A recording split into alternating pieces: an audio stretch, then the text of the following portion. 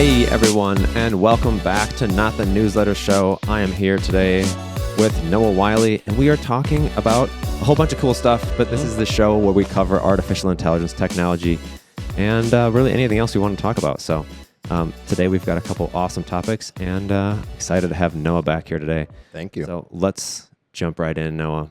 Remind me which one we're doing first, because I already forgot, even though you just told me like 10 seconds ago. No, we're going to see how you're doing today first, like that. So we start with like... Oh, how am I doing? I should sit up better, is how I'm doing. How's your posture? Bad. Real bad. Very bad. This is the first thing. We're just going to make like a... First thing we do in the podcast is check in on people's posture. Unironically, that actually might be a good idea. Everyone like needs to sit up really straight. We like get the camera shots all perfect, and then everyone's like, all right, sit up straight. And then everyone's like, heads are get cut off because we're all like... Start by slouching. That'd be good for me. Yeah. So that's a good question. I don't know what we're going to do first. Let's go to the thing. So Microsoft Dragon Copilot. So how much of this do you know about? Because this is a zero, very new but thing. I know zero. But I know that Dragon, naturally speaking, is a thing. Mm-hmm. So this feels a little bit like a... the name surprised me. Yeah, like a copyright issue or something. So... And I wondered about that, and we'll talk about what Dragon Copilot actually is, because it is very similar. It's like an AI version, kind of Dragon, naturally speaking. But does the term dragon mean anything in the terms of like, it's for like healthcare? You know what I'm saying?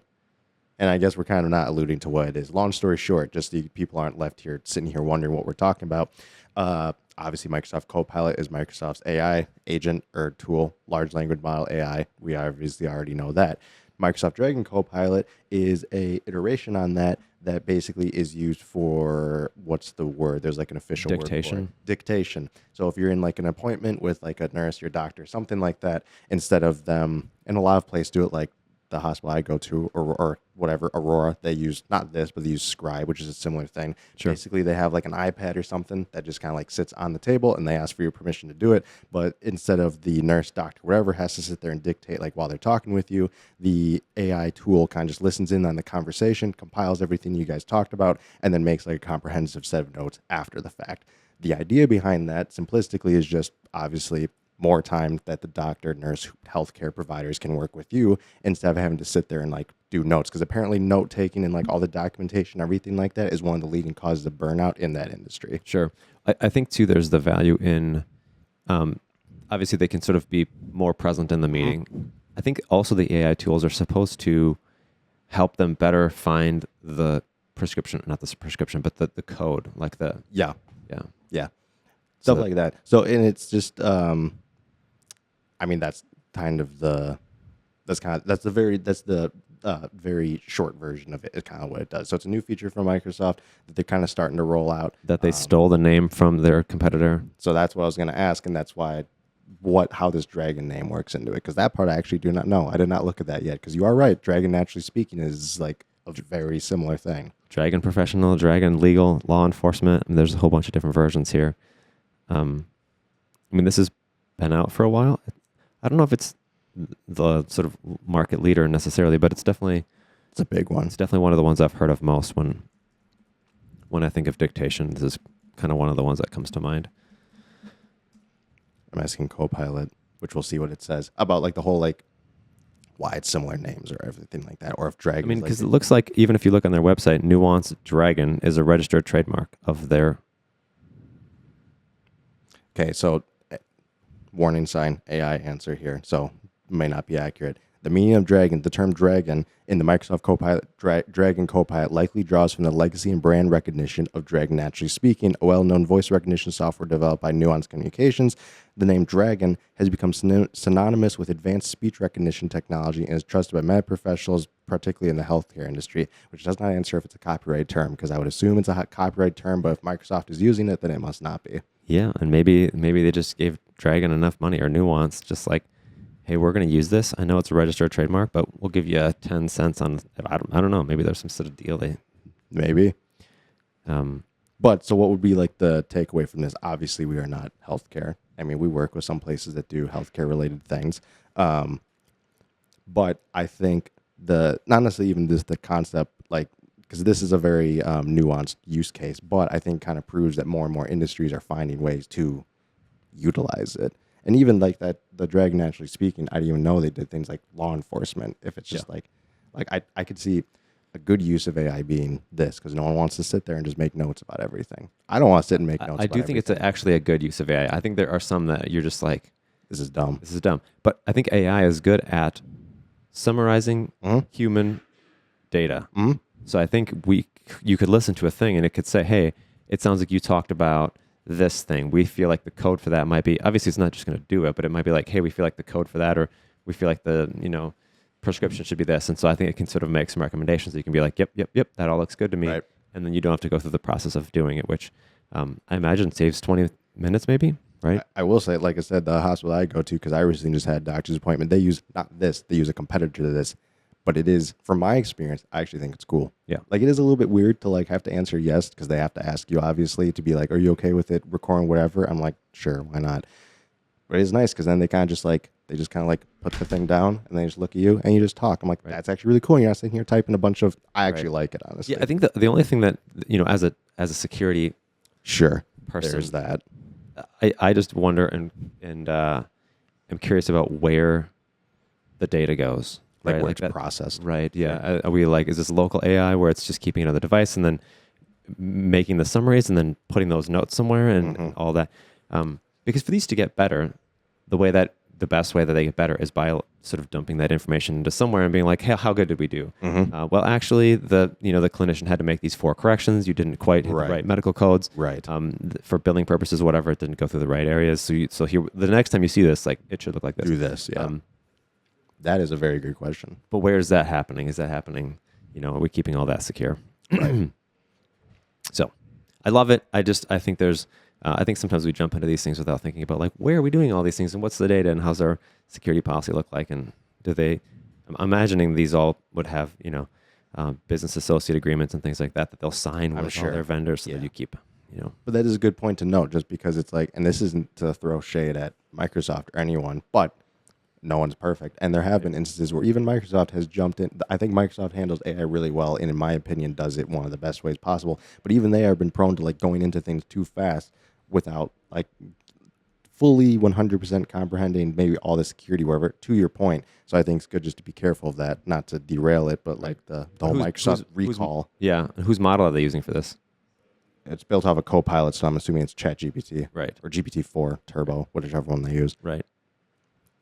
So how does that get processed? I don't know. Exactly. Point being, very good questions. Very good Exactly. questions. Sort of a rhetorical question. Yeah, exactly.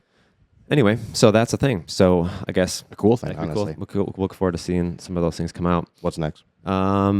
Old chat history, and I thought this was kind of a good one. 'Cause you have brought up that you do this actually, so I'm curious to hear your thoughts. Oh, like about like deleting chats that you don't have? Yeah. So or why, or maybe why. So the original. Okay. So then, for context, so many apps do this on iPhones, iMessage or messages, the green bubble. You're texting. You can have a setting where it either just keeps all your texts forever, or it keeps them for a year, or it keeps it for 30 days. 30 days to me feels kind of crazy. Like, I don't want to delete stuff that old, but I have it set so if anything hits over a year, it just deletes it. Sure. I originally did it because I was running out of space on my phone. So I'm like, well. And you didn't want to pay for Apple's storage upgrades, which is. No, I was running out of space on my actual phone because I had like the whole, I didn't cache. I did like the whole make the photos stay on the phone and not like go into iCloud and then just whatever. Sure. It was just me being weird. Point being, that's why I originally did it. However, I fixed the storage problem, but I have not turned it off. It's just, I don't know. It's kind of, I don't even know if it's almost not if I have like a super scientific reason. It's more just like an emotional feeling of like, it's nice to not have, like we were just talking about where stuff gets processed, where stuff gets stored. It'd be kind of nice not to have all my super old chats, which are encrypted and everything. And it's not like I'm doing anything bad, but like it'd be kind of nice not to just have that stored in some Apple data center for eons of time. Like it's kind of nice to get rid of it eventually, especially as it serves me no purpose. I don't need anything from a year ago. If I did, I would do something else with it. But like we always talk about this whole concept of like a digital footprint, like what your digital footprint is out there, and like to try to, in an effort to reduce that, doing the easy stuff. Yeah, just don't have as much of your stuff out there. Like your chat history from 3 years ago in that group chat that like you don't even remember probably doesn't need to be recorded somewhere, so that when it gets breached, when your Facebook Messenger gets breached, now they have all of that. Right. Yeah, so I think, so that's a good thing. So I think from a security perspective of you got breached, I think it's good, right? Right. Keep that all out of there. Mm-hmm. I think that's wonderful. Mm-hmm. The thing I worry, though, is if I go into iMessage or Google Hangouts or somewhere and delete my history, it's not actually gone. They didn't do anything. That is part of it. That's the devil's advocate perspective of it, because Right. you are correct. So if Google gets breached, I'm still cooked More or less, yeah. because it's that data. They didn't do anything with the data. It's still there. Yeah, because most places probably don't say like, oh, we'll retain it for X, Y, and Z. They don't really have an obligation. They Right. just can't keep it. Right. Because I think they own it, theoretically, because you're using all these Theoretically, platforms for free. So I don't think they necessarily have to do anything. And I'm not about to read the like 800-page things. But yeah, so anyway, I think it's probably good Mhm. as a practice to go in and sort of clean up your digital footprint. That's kind of a good reminder. I think, like you said, you did it for sort of storage reasons at first. But But I haven't gone back from it. It's just been, yeah, nice. but I think it's kind of a good practice to get into of like, hey, we don't need this. Let's not keep it around. You know, if someone does get into your accounts and things like that, the less stuff that's in there. You could also apply this to like email and stuff too. Now I know email's a little bit different because email's a really great paper trail of like valid stuff, which is, there are legitimate arguments to that. But like, Right. I'm sure we could all find a million things in our email that like does not need to be there. Yeah, for sure. The downside is you'd have to almost do it as they come. That's also I think true. going back now Email would be hard. catastrophic to go back now and be like, I have 67,000. Like, I'm just going to start.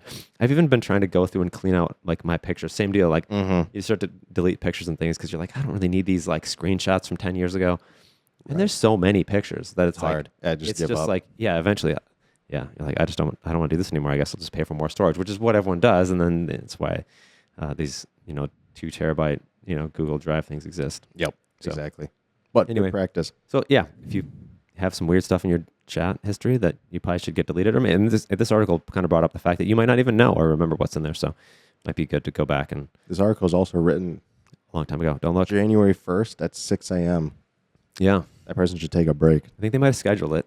No, I'm joking. Yeah, they probably did. Interesting time to put that up. Yeah, for sure. All right, what's next? Apple modems. So, I shouldn't assume that everyone just knows this. I know it. So there's been, for years and years and years, there's been news of Apple quarreling with the likes of Intel and Qualcomm. Intel and Qualcomm, obviously big semiconductor manufacturers, usually just quarreling over deals or whatever like that, which is hilarious to have these billion dollar companies squabbling over money. It just always cracks me up. Point being, Apple, as always, has always been on the very long path of like making everything in-house. Like their MacBooks used to have Intel processors. Now for like 5 years, they've been doing the like M-series processors that Apple makes themselves. I mean, they work with TSMC to make them, but it's Apple design, everything like that. They own the process a little bit of this sort of. Exactly. Yeah. They don't necessarily manufacture them, but it's like their technology, their intellectual property, whatever you want to say.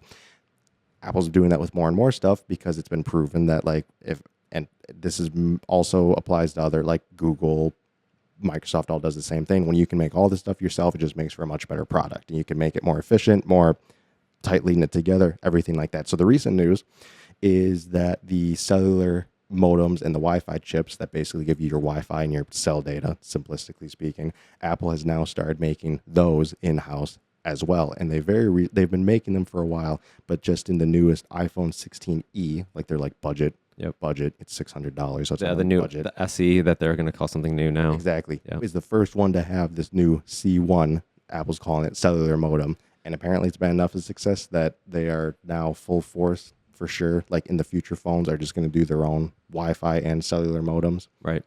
I mean, from a manufacturing perspective, the more things you can control, the better, right? You don't get halfway through a life cycle of something and someone's like, meh, we don't really want to do this anymore. Or, yeah, we'll do it, but we want more money. Or your contract says we're supposed to do it, but it doesn't say how good they are. So we're just going to reduce quality. Like you lose some control over of the process probably. So right. Especially if a company like Apple has such this ethos of like, this thing's perfect. Right. You can't always make it perfect if you have your outsiders like accidentally or purposely screwing you. And that's not all that unusual. So a lot of times in like the same model year of a laptop, you'll get like a different modem. Yes. If it was like a 1 or 2 year span, like you'll be like, oh, this is not the exact same motherboard with the exact same whatever. And so I think probably because of that, they're just like the Dells and the IBMs and the Lenovo's of the world have to shift. We're like, oh, we got some new thing. Like, and so If you can control, like, I don't want a new thing. I don't want to have to redo my motherboard halfway through a life cycle. Right. I just want this chip to be the exact same size every single time so that it just works. So it probably does make the things easier from a manufacturing perspective, just to control more of the setup. And we have not actually tested it yet because, like I said, it's only right now in the newest model phone, which just came out a couple weeks ago. We have, at least I haven't. Have you seen any of them? I haven't seen it in 16E yet, no. Okay. We probably should get one, though, right? We should. That'd be cool. Point being, it sounds like they work well. Yeah. Which is a weird thing because like the budget phones for a long time were smaller, significantly cheaper. So it'll be interesting to see how it does. There's been YouTubers out there that are just like... For context, the 16E is a budget phone that is supposed to be $600? $500? $599. $600. $600, which is $600 is a lot of money. That's not budget. Yeah, not Budget's anymore. Like $300. Yeah.